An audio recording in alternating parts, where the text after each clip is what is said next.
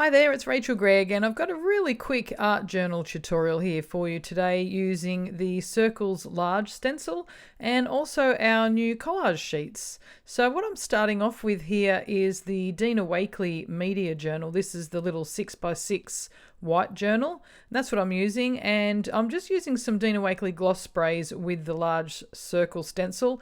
The first two colours I was using were sage, and then I just went over a little bit with the fur colour. And what I'm using now is the Sedona gloss spray, and you can see I'm putting it all the way over this journal page, but it will create a resist because where those little white areas were, where the green didn't go onto it, the Sedona is now going to seep into those areas, and it'll resist where the green gloss sprays went first off.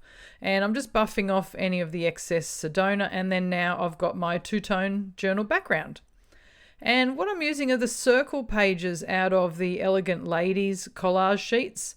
So these collage packs have got 6 different sheets in the pack, and one of the pages is full of little circles.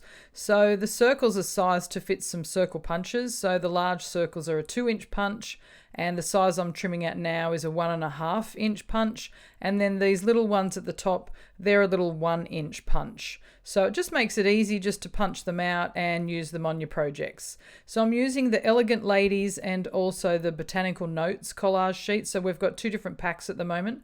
One's got nice little flower images in them, and the Elegant Ladies is a lot of different vintage images there of lovely ladies. So the little circle images of these circle collage sheets fit inside some of the circle shapes of that stencil. So I'm just choosing which circles will fit inside which circle shapes and just laying them down with some gel medium. So I'm using a Dina Wakley gel medium. This works really well for adhering thin sheets of paper like this. And so you just put a little bit of gel medium down onto your page, a little bit on the back of the paper, and then I just use this little squeegee brush just to go over the top, just to make sure that there's no little lumps and bumps underneath the collage sheet.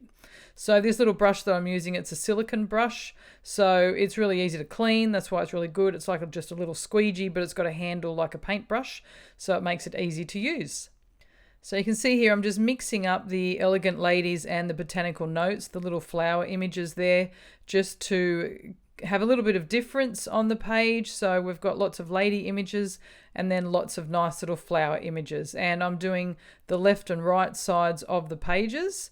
And now I'm just going around with a Posca pen. This is like a little white paint pen, and it just gives a nice little edge to the images.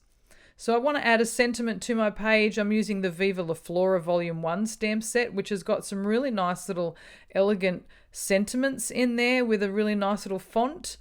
So I'm just putting all 5 sentiments on the acrylic block because it's just saving time basically to stamp all 5 at once. I'm just leaving a little bit of space in between so there's room to cut them out. And so then you can cut them out and edge them with your ink pad. I'm just using the Jet Black archival ink and then adhering it to my page.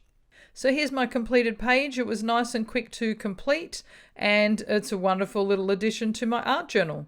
All of these supplies will be listed in the description box below. You can find them on the Darkroom website or ask for them at your favourite craft retailer. Thanks so much for watching.